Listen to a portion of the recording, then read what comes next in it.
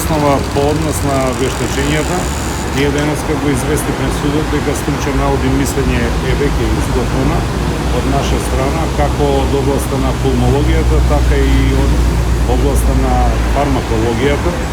И сакам да кажам дека исказот на еден од сведоците денеска, односно на двата сведока, кои иако не се однесуваат на обвинетата Симонида, го потврдуваат она што и во стручниот навод и мислење е наведено во смисла на одбраната на Симонида Црвенкова, а тоа е дека има сериозни отстапувања.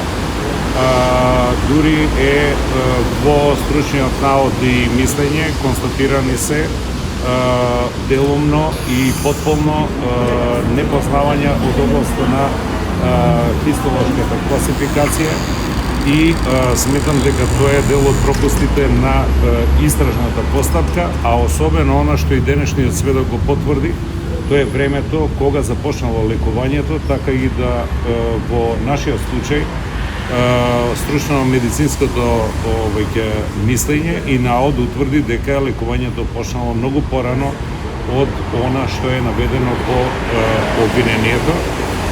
Понатаму утврдено е дека според природата на болеста и развојот на болеста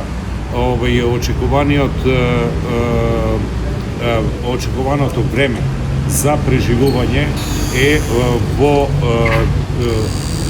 за добар дел од пациентите е далеку над она што медицинската наука го предвидува. Како пример ќе наведам, тоа е дека ако за одреден вид на болест е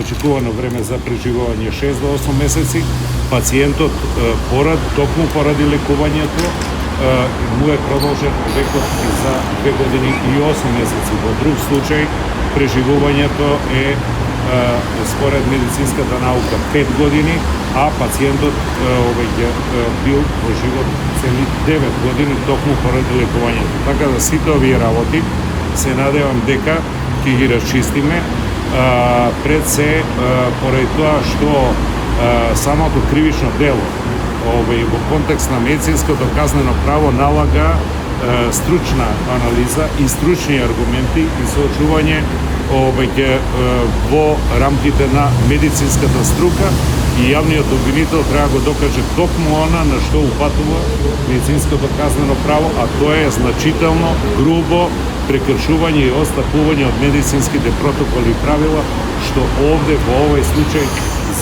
не може да се утврди. Кој го правеше вашето вештачење?